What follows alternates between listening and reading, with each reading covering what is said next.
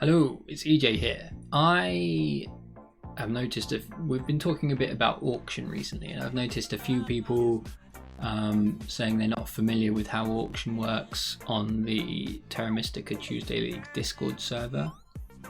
Sign up to the Discord server if you're not already involved in the Terra Mystica Tuesday League. It's fantastic.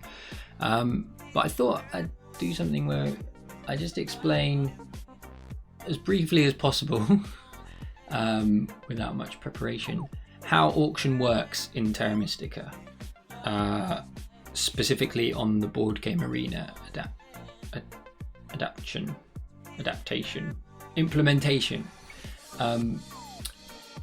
Because the first thing to note is that how there's an auction system detailed in the Fire and Ice rule set that came with the Fire and Ice expansion, and the auction on Board Game Arena is not exactly the same as that Fire and Ice auction.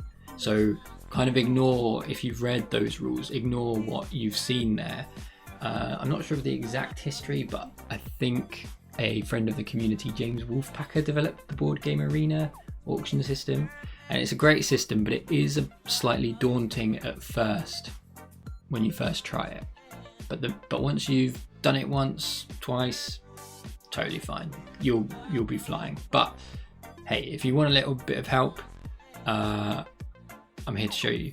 The other thing I would mention, and I'll switch stream scenes now. Here we go. The other thing I'd say is that for your first few games of Terra Mystica, don't worry about playing with auction. It's a requirement for the Terra Mystica Tuesday League.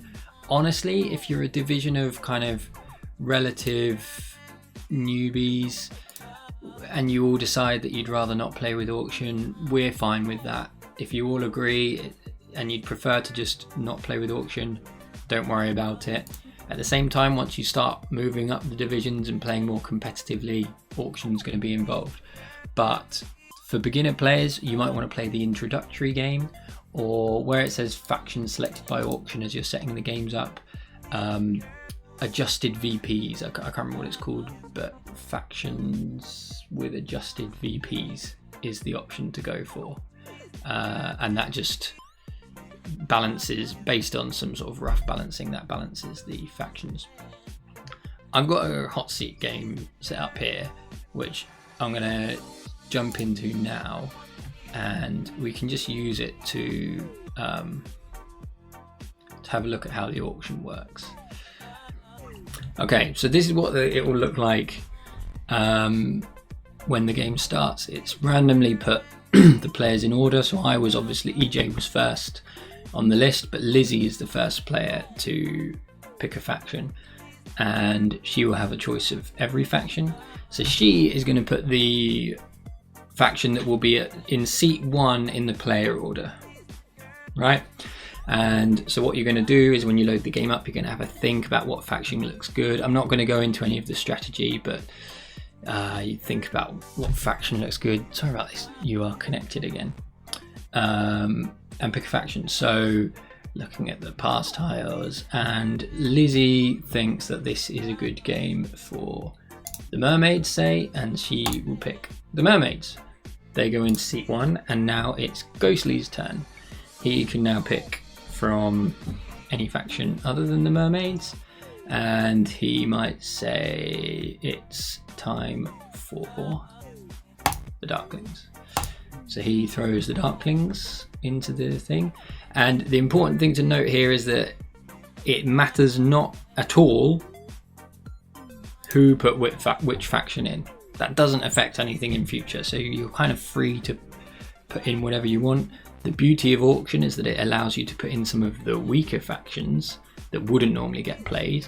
So for example, I might decide that the Giants should be in this game because I think it's an interesting setup for those. And then finally it gets to Super, and Super loves the Fakirs. He always likes to play with the Fakirs, so he says I'm going to throw the Fakirs into this setup. So once we hit Super's hits confirm, all 4 factions will be ready to go. And then the action goes back to Lizzie, who was the first player in the player order. And she now has the choice of all 4 factions. They all start on 40 victory points, right? And you are bidding down victory points to pick a faction. Initially, we've got a free choice. So the Darklings are good. So Lizzie is going to say, I want the Darklings. Even though she chose the mermaids for the auction, she's analysed and she thinks the Darklings are best here. So she's going to bid on them for 0 VP. So she's just going to take the Darklings as hers. Then the action moves to the next player. And what will often happen is that broadly, everyone will agree that there's one faction that's the best. Not everyone will agree. Often people will agree that one faction is the best and one is the worst. So Ghostly is going to also bid on the Darklings, and you won't be allowed to bid 0 VP now. You have to bid a certain amount of VP. The kind of the optimum play is never to bid more than 1 VP, right? So Ghostly is going to bid 1.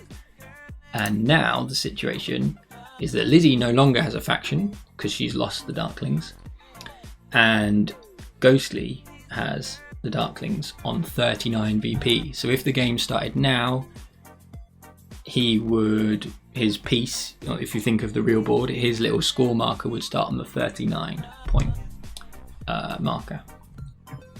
Now it's my go, and I also think the Darklings are best, and I'm also in a bit of a rush because I've got to have my tea very soon. So I'm not going to bid 1 VP because I think that'll take ages. I think the Darklings here are so much better than any of the other factions that I am going to hurry things along a bit, and I'm going to bid 5 VP on the Darklings. Now this is something that you can do if you want. It's not sort of, it will almost always be optimal to bid 1 VP. But if you think that one faction is way better than the others, and you think that everyone's just going to be bidding the Darklings for ages, you can just hurry things along like that. And you might want to, there's a lot of mind games at play here, so you might just want to say, right, I'm taking the Darklings for 5 VP. So now I have them on 34 after that bid of 5. So now the action is on the 4th player, Super. And Super maybe would have taken the Darklings if I'd bid 1, but he is actually now thinking, okay, I actually think that the second best faction is the Mermaids. So he is going to bid the Mermaids for 0 VP. And now the situation is that EJ has the Darklings on 34 and Super has the Mermaids on 40. And now the action goes back to Lizzie because Lizzie lost the Darklings, so she currently has no faction. So she actually disagrees with Super, and she thinks that the second best faction are the Fakirs. And she is going to bid on the Fakirs. Action back to Ghostly. Ghostly, he wants the Darklings back. He's going to bid 1 on the Darklings. Now, EJ again. EJ thinks, yeah, I agree with Super. I'm going to bid 2 on the Mermaids. Now, Lizzie, it will say down here somewhere, Lizzie was skipped this time because she's still got the Fakirs and no one has taken the Fakirs off her. So now the action is back. Oh no, sorry, she's not been skipped yet. Apologies. Let's say that Super then takes the Mermaids. Now Lizzie has been skipped because she's still got the Fakirs. Actions on EJ. EJ, yeah. Takes Darklings. Ghostly is going to take the Fakirs. Now Lizzie finally has to take a turn again. She really wants the Fakirs, so she's going to take them back off Ghostly, which means it's back on Ghostly. And what you'll have now, this is a point in the auction that every auction will get to normally, is you'll have 3 factions that have been bid on, by the 4 players, and one faction, which in this situation is the Giants, still left on 40 VP. And that's what often you'll hear people refer to as the 40 faction. Okay, so that is the worst faction for this setup by the sort of general consensus of the table.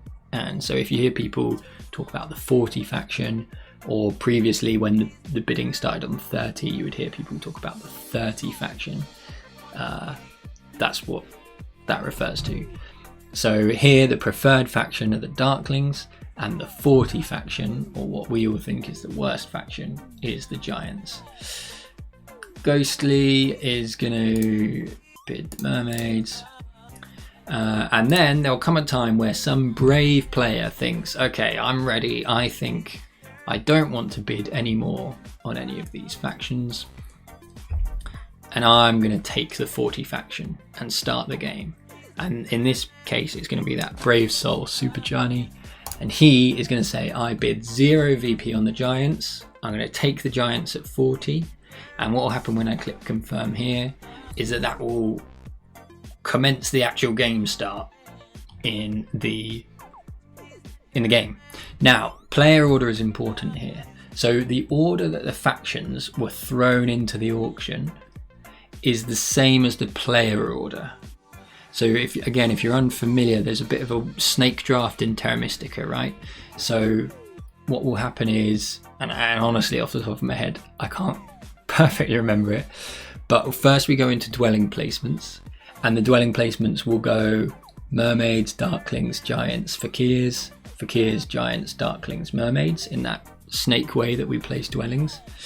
And subsequently we will take bonus cards, and the bonus cards will again be in the reverse order of sort of as normal, as if you were playing with adjusted VPs or a normal introductory game. The bonus card selection will be in the order of Fakirs, Giants, Darklings, Mermaids. And then finally, the actual game will start, get income, and we start upgrading dwellings and digging and taking power actions, the action phase of the game. And that will be in this order: Mermaids, Darklings, Giants, Fakirs. And that becomes once you start playing at a high level, all of this stuff becomes very important. So your bidding will be maybe influenced by the fact that the Fakirs here are likely to be able to take this spade bonus tile, and the spade bonus tile is really powerful in round 1, so that gives the Fakirs a bit of an advantage. But at the same time, the Mermaids are going to have the first choice of power actions, and they're also going to be the first to upgrade maybe their dwelling to a trading post, so maybe they'll get more leech than the other factions. So this player order of the auction might affect, and sometimes in a big way, it will affect which factions we think are the powerful ones. Anyway, let's confirm this, and then we'll see the starting setup of the game proper. And yeah, we can see it's Ghostly's turn, and crucially we can see that these VPs now that every player is on with the star, the Mermaids are on 36, the Darklings are on 32, the Giants are on 40, and hey mighty, and the Fakirs are on 38. So that's that, and like I said, player order is as we suggested. It's 1, 2, 3, 4, and Mermaids are first to pick dwellings. I won't show all that, but we would go through in that game order. So that's it. It's not too bad. Once you've done it, it makes total sense. And it's very easy because all you're doing initially is you're just picking the faction that you think is the best. So in that setup, we thought Darklings were the best. We bid on Darklings for 0 VP, and then just try it. And you'll see very easy that you're just, you're bidding on factions, and it's only going down by 1 VP at a time. Certainly in your first auction, don't be tempted to bid more than 1 VP at a time. Just bid 1. And you'll see those VP starting points dropping by a point each time, and you probably won't get yourself into too much trouble to begin with, as long as you're picking on the faction that you think is the best. Now I want to talk, that's how the auction works. I just want to mention a few things about auction, what you might do in an auction strategy, sort of like strategy wise, right? Not strategy, but how you would assess your factions, say. So one thing that you can do is, how we did it there was, it was all very, you were bidding on one faction at a time, kind of just like you're in a sweet shop thinking, oh yeah, I'll have those. What you can do at the very start of the game, once all the factions were chosen, can we get back to that point? We can't go back to that point. Is you could maybe give yourself a rough point, a point difference that you think each faction has, okay? So I would have looked at that setup, say, and I would have said, I think Giants are the 40 faction. They're the worst faction. So I'm going to assess the Giants at 40 VP. And I think the Darklings are the best. And I think Fakirs and Mermaids are somewhere in between. And this is where it's hard to give an actual delta in your mind of points, but you could give a rough number. So you could say, I think the Fakirs were 5 points better than the Giants. The Mermaids were then 2 points better than the Fakirs, and the Darklings were 10 points better than the Mermaids. And then you can start in your mind, just have some numbers that you're working off, where you think that you're going to bid the Darklings from 40 to 30 initially, and then after that you think the Mermaids are 10 points worse than the Darklings, so you're going to stop bidding the Darklings and you're going to take one off the Mermaids, and then you're going to go Darklings, Mermaids, until you think you've reached the point where the Fakirs are the best. So then you're going to go Fakirs, Mermaids, Darklings, Fakirs, Mermaids, Darklings, until you get to the point where you think you've reached the number that the Giants are worth taking for 40, and then you jump on those Giants. There's more to it than that, because how other people bid might affect your bids, but broadly it's good to have a rough idea in your mind, I think. I don't actually know if this is how everybody does it, but this is kind of how I think about it. Have a rough idea in your mind of what you think each faction should be based on numbers. And then for your turn-based games, you can even go and do that in advance. Once the turn-based setup is revealed, you can go in and say, I think it's Giants 40, Fakirs 35, Mermaids 33, Darklings 23. And then you can just bid sort of almost automatically, like with that algorithm, on your turn-based games and speed things up a bit. One more thing. How are you going to come to those numbers? It just comes with experience, for the most part. Once you get pro at Terra Mystica, you'll be nerd cubing those numbers like easy, and you'll have all the setup. It's heavily affected by the setup of the round tiles, of the different actual boards that you're playing, and the pass tiles, and the colour wheel. It's affected by a lot. But there is a sort of some tools that you can get to initial numbers. So as you may or may not be aware, certain factions are stronger than others in Terra Mystica. It's an asymmetric game. It's pretty well balanced for an asymmetric game, but nothing can be perfectly balanced, right? And this is what I've got here is the Fire and Ice, the PDF of the Fire and Ice, the Merchants expansion rulebook, Merchants of the Seas. And when Merchants came out, with the help of sort of communities, they sort of made some adjusted starting VPs, and I'm not actually sure if this is how Board Game Arena got its adjusted starting VPs, but you can see here that Terra Mystica base game, and this is without stuff like landscapes, because landscapes changed it again. It's all very, it changes everything. But you can see that Terra Mystica base game, they put adjusted VPs, and you need to dig into these yourselves, but broadly the worst factions are the Fakirs and Giants, so they started on 30 VPs, and the best are Engineers, Cultists and Darklings, so they start on 15. So you can use that sort of 15 point delta between the Fakirs and the Engineers, everything else being equal. You've got that sort of inbuilt delta of just like the core strength of the faction, and it changes based on the map. So the Fire and Ice map, Dwarfs are the weakest faction and Mermaids are stronger, so they start on 15. So you can find that in the merchant's manual. I don't actually know if there's a better source. Put it in the comments if people who know if there's a better source than that. What I have is, I have it in this note here. So this is like the base VP faction. I think I got this from Board Game Arena forums because the numbers are slightly different, right? Darklings are 15, Cultists are 16. This is for base game, and Fakirs are 33. So, you know, again, already we can see there's different numbers. This is just a broad, rough estimate. Final thing. There's another tool called Tune All on the Snellman website, which you might have heard people talking about.